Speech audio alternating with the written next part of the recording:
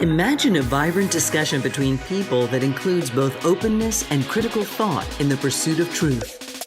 The Purchasing Truth podcast is an experience, a journey, an exploration of the impact that negative messages in politics and the media have on our families, community, society, and nation. Join your hosts, Bill Stierle and Tom Hazard, to discover new concepts and language strategies that will reveal effective ways of establishing truth. This podcast series will tackle current events, leadership challenges, healthcare confusion, integrity in business, and many other areas that affect us all.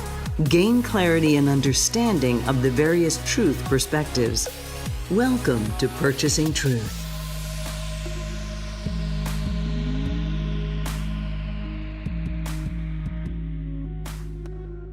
Welcome back to Purchasing Truth. I'm Tom Hazard, along with your host, Bill Stierle. And today we want to talk about something I think very relevant to everyone in the United States right now, because we're all dealing with COVID-19. And there's a very interesting video, illuminating video, maybe I should say, that Bill, you found and shared with me about the science of anti-vaccination. And I want to make it really clear here. It is talking about the science and data of people that are not getting vaccinated. Why? And it really leads us to understand why people form the beliefs they do, that they are more afraid of getting vaccinated than not. Yeah, and it's Tom, I'm so glad we're talking about this, because this is taking it out of the political piece, but bring it into a brain science, a motivation, a communication piece.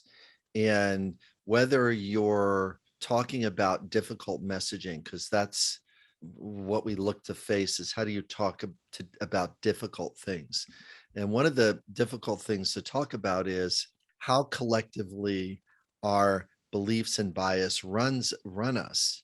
So, Tom, you and I have talked about the flat earth mindset on here many times, and that the belief about and then when people think about and talk about the flat earth mindset, people that believe the world is round, they laugh at the person that has that bias and has that belief.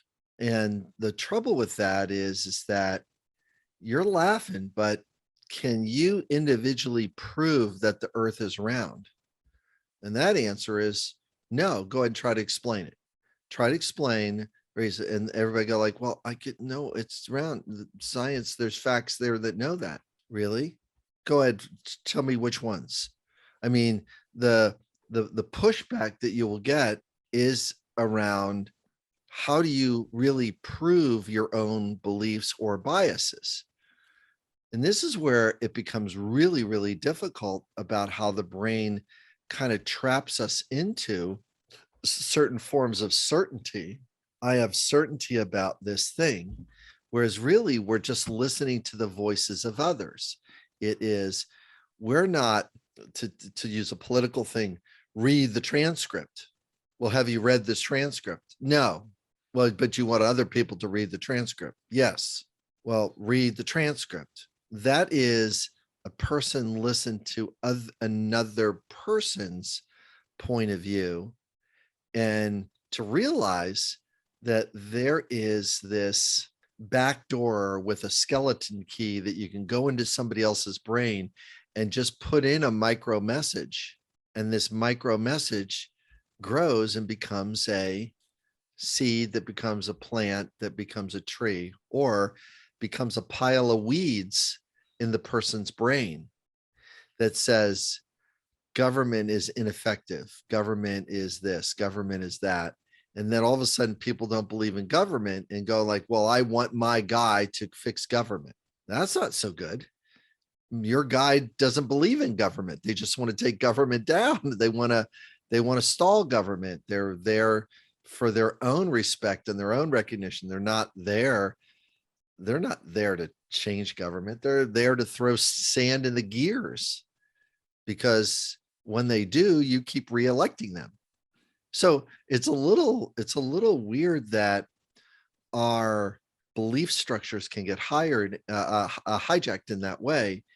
And there's the challenge, because how do you have an honest discussion when somebody's digging their heels in on a bias and beliefs? And Tom, you've got plenty of examples of people digging in their heels that we've watched over time, of things like that. So Oh my gosh, yes, I certainly am experiencing this, and trying to communicate with people, not to battle with them, but just to try to get people to really do what you suggested, to actually do their own research and not just agree with a article they read because it happens to be a lot in alignment with their biases, but to actually look at the source material. It's like what you were saying, read the transcript. And people are saying, hey, everybody should read the transcript. People say this all the time. right, You should read right. the transcript. Have you read the transcript? No, but I've heard from others that have read the transcript. Oh, so you haven't read it yourself? No, but everybody should read the transcript. Yes. Well, the same thing is true. This is what I think people don't realize. Every article written out there has source material cited as to where they base the information on. Or if they don't, it's an opinion piece, and that's just from the writer's own mind. Yes. And so But they're I not marked. Those things are not marked that way. They're something that's written is all they've got to do is put in the sentence, some people say, or from what I've researched, and they get their opinion piece gets to be assumed to be based in some kind of fact. Whereas where is the range of that? It's sort of like, now it's one thing to call science on just saying, well, this is the peer reviewed stuff. That's one thing to call science on that, and then those people that are reviewing that are ignoring this another set of data over here. But if it's like 90% over here, or 80 or 70 or 60% over here, and there's other pieces of information here, that's called good science, is good curiosity to find those other things. So we're really in a very tough place, because people are not slowing down to spend the time, or we're not slowing down to spend the money on how do we handle the bigger issue, which is the virus of misinformation. We got two viruses. oh boy, do we ever. You've got two of them, and both of them are playing off of each other. And the COVID virus is benefiting from the virus of language and belief. And so with this video, one of the things that's really, really tough about this video is it says people don't want to be accountable for making a mistake. So when they hear one piece of message about a bad story, about a bad reaction of a vaccine, they'd rather take their chances with either nature or God and say, well, it's probably not going to affect me, therefore I'm not going to take the vaccine, and I'm just going to be careful. To see how that, I just rationalize that. Oh, And then if there's a religious spin to it, then it's, well, God will protect me, I have a belief that. Now, there's power in belief and immune system, and having a strength of conviction that our body does do better when we are in a positive and elevated state. It wants to live, and it wants to pray, and it wants to do those things. The immune system is better, but it's not immune. It's better, but it's not immune. And what the greatest failure that has taken place here is that people aren't really aware about how viruses work.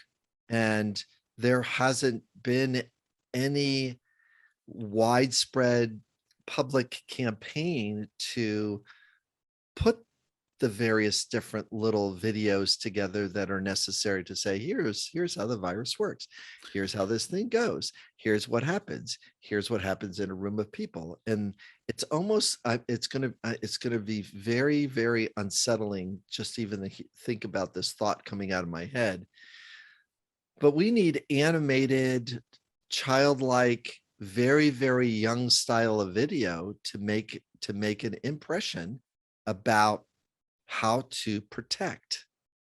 And what does the protection of a mask do, or what does the protection of it's got to be very, very simple and very young, because that's the thing will penetrate, not the high level discussion about immunology. Well, we need the Schoolhouse Rock of vaccination and masks, it sounds like. Right. That's the way to think about it. And, Now, it makes sense that our current president, who is not the marketer in chief, the previous president was, they're not marketing. They're not selling this the way they should be. Bill, to me, the most fascinating part of this video on the science of anti-vaccination, which, by the way, listeners, is we have that for you at the blog post at purchasingtruth.com. You really, it's only 9 minutes long. I highly recommend watching it, because to me, it illuminated something that was not obvious to me. You mentioned people don't want to be accountable. And it's not that people are being irresponsible and not wanting to take responsibility for something. It's just human nature. Humans think that, well, if I decide to take the vaccine, or I decide to have my child who's more than 12 years old take the vaccine, and there's some negative consequence that comes of it, like they get really sick, they have a bad reaction. I've heard of some people have myocarditis sometimes, that is a reaction where they have inflammation around the heart for a period of time, that the person who made that decision for themselves or for their child to take the vaccine doesn't want to live with that consequence, that it was their own action that took it. It was self-inflicted. Right. Whereas, and this was the big part that I didn't get until I saw this video, is that whereas if you decide, well, no, I'm not going to take the vaccine, and, if I get ill or sick, then, it was Mother Nature, or it was God's will, or it was meant to be, then it's not my fault. And it's somehow easier for them to accept the consequences of something that's not their fault than something that they, in their mind, make up would be directly their fault. Correct. I really don't want to be in that spot where a decision I made was a mistake, which means, Tom, that as a collective, one of the problems that we're having right now is that we're making a mistake critical. If you make a small, medium, or large mistake, it's you're going to feel so much guilt and so much shame that you made the mistake. Is I don't want to be in the place of I made the mistake and it was a wrong one, and my kid or myself or somebody else got sick, and I don't want to be that person.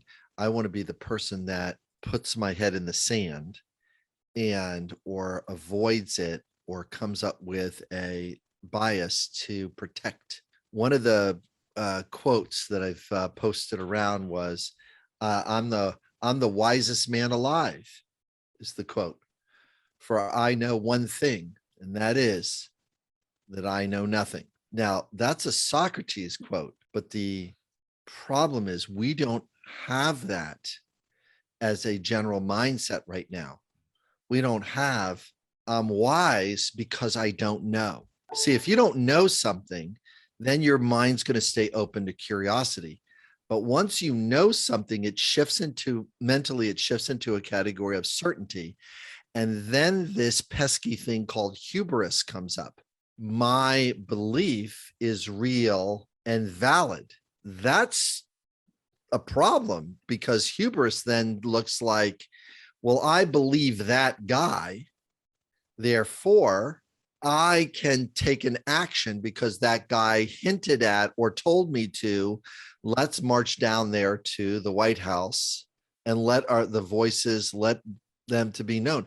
It's a divisive piece, so challenging, because they're literally hijacking the certainty principle of the way the brain wants to know that they're okay, that I'm okay in the world. And it feeds into a lot of very old patterns of trust the king, trust your father, trust your mother, trust this. It feeds in it. It feeds in it. I'm not accountable. My mom's going to take care of it. My dad's going to take care of it. And so the hubris part of it is that the confidence about what the truth is extraordinarily tilting. It's getting, it seems, way out of proportion. It is quite something that where people go from a fear of maybe self-inflicting some consequence to then this hubris. It seems to go pretty quickly. And we're seeing it a lot at school board meetings across the country. Correct. When, hubris, just to be clear, is excessive pride or self-confidence is the technical definition. And we see people advocating, in fact, demanding that their children be allowed to go to public school unmasked. Right. And that's very problematic when, people, especially when you go from, well, I don't want to have the vaccine because I fear a negative consequence and that might be my fault. And again, that's what that video eliminates, among many other things. I really recommend people check out that 9-minute video. Yeah. Because it's purely science-based. There's no political agenda in it. And then you get to the point where people are taking that belief and going so far to not realize that, in fact, by not wearing a mask, if they're unvaccinated, not only are they putting themselves at great harm, but they're putting others at great harm and causing new variants to be made, which may harm all of us. So it really has a counterproductive impact from what they were trying to protect themselves from with their belief, doesn't it? How we've gotten here regarding hubris, partly from a military standpoint. We know that by withdrawing from Afghanistan, the hubris of going in there and saying, well, we're strong and we can hurt you, so you need to listen to us and change your ways. It's like, oh my gosh. The person says, well, no, my beliefs and my bias and my religion says you don't belong here, because, well, we're now going to fight you and we're going to come around and keep the pressure on. So the challenge is that hubris does meet certain needs. It meets certainty. It meets the need for respect, because I can speak from a place of strength. I can get recognition. I can stand up at a school board meeting, recognition that's not available to most people. Acknowledgement. Wow, it was really great that you were able to stand up there. You've got the acknowledgement from your peers that believe in the same things. So that creates the tribe mentality, and then your self-worth and your identity. And this is my tribe. These are the people that believe the way that I do. And you get to say, yeah, well, I own that seed. I own that thing. Well, actually, you are a collective part of ownership, and you get to say what you can say. But as far as what you're, fighting for and what you're working for is, we're working on a health issue. We're not really working on a freedom issue here, and so freedoms are great just so that they don't kill other people. I mean, that's, a part of that mindset. And our brain will bounce between various different beliefs and biases and confuse itself. And then we're going to click back to the thing that we have some kind of certainty on. Certainty in that people have a faith in various different religions. They have certainty about things. If I pray and if I do these things, then God and I am a person of good. And that there's a wonderful confidence that comes with that and a wonderful things. And this is not an argument about whether religion or spirituality is good or bad or anything. It's just what the conviction of the individual is. They have a conviction, and that conviction creates a hubris. It creates a pride. It creates a confidence.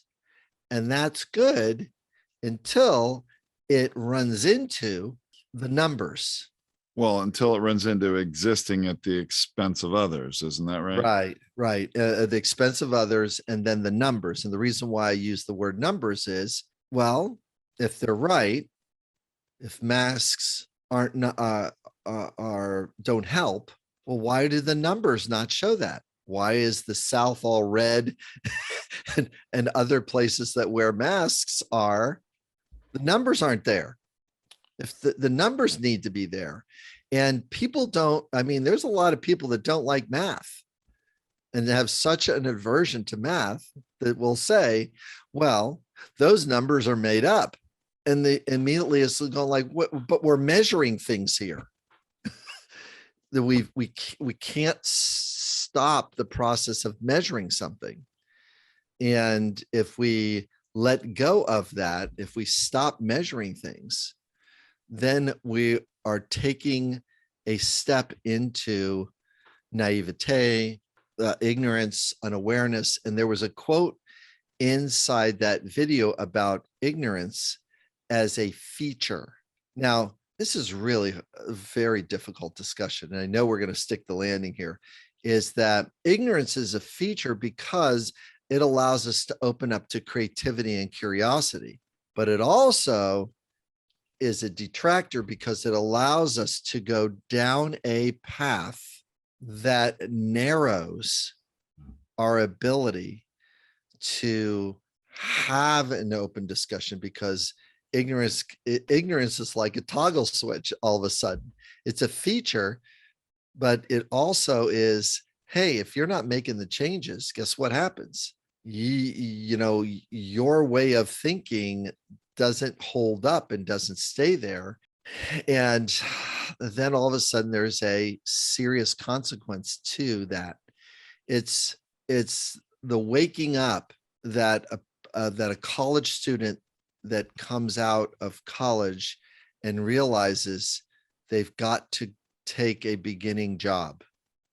They think they're going to get $100,000 or $500,000 out of the gate. The high school student that says, I don't need this. And then they're flipping burgers because that's the only spot, because manufacturing and trades are down and they're not as needed as much. It's unsettling because the environment then says, oh yeah, well, guess what? Well, in that environment, Mother Nature, if you will, the virus running unchecked is having a say. It's having a say. Hubris kills integrity. Hubris kills accountability. You can't hold somebody accountable for what they say when they're in a place of excessive confidence and they're holding a belief or bias. You can't there's no argument. There is empathy as the remedy. There is that. You can empathize with them, and then you can slow walk them to awareness. And that's a part of what I get hired to do, is to write the empathy and compassionate sentences to get them there. We got to get them. And I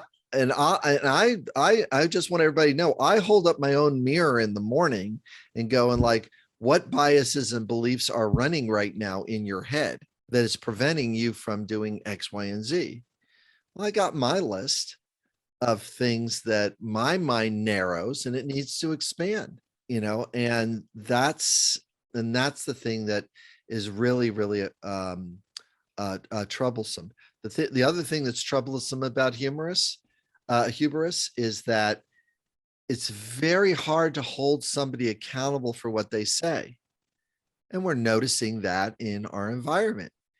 This person said this thing they're accountable. But oh no, they said it in a confident way, and then they said it a different way.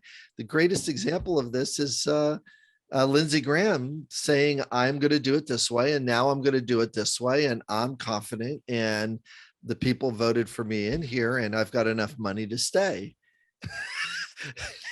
Yeah, where integrity just goes out the window, and yes, surprisingly, right, is not called out on people. It's not called out on people, and also, it's one thing to say something to get the vote that you need to do the action that you're doing, but it's another thing to be in the office and be in a place and then drop the integrity before you come into the office and go like, I'm just trying to stay alive here and I'm just trying to get reelected. I'm just going to make the decisions here that is going to get me the most donors. We're in a very skewed place right now. And our confidence level is in a place that going like, oh, you won that battle, but you're losing the longer war. Because the firestorm that comes back when you go down, when hubris takes us down the path, you get things like Afghanistan. You get things like abortion rights being whittled away. You get stuff like that. It's like you just took choice away from half of the voters. Do you think half of the voters, well, not all half, but do you think a good part of the voters now are going to be kind of mad about that? Well, we will definitely see between now and the next election. Very, very valuable conversation here. And I know that here on Purchasing Truth, we really want to be able to speak honestly about it. And I am interested in the discussion of how can we talk and keep our need for identity and respect up high, but also include discussions about truth based on things like numbers. Where are these numbers taking place, and what are these realities here? And then, just being able to check our own beliefs and biases and question those, myself and others. We gotta check those. Well, and really, I think a big important step in being able to do that and to communicate better with others, Bill, is to have understanding of why people form the beliefs they do, which was really that started us off today. And really appreciate this discussion. Thanks so much, Bill. Yeah, thanks a lot, Tom. Really appreciate it. Thanks, everybody. Thank you for listening to this Purchasing Truth podcast. We trust that you have enjoyed this engaging and thought-provoking conversation. Our hope is that you've received value, found clarity, and broadened your truth perspective in this episode. If you did, leave us a review or visit our website, purchasingtruth.com. Join us again for another informative and content-rich discussion here at the Purchasing Truth podcast. Don't just accept whatever information comes your way. Join the discussion. Discover your own voice. Purchase your own truth.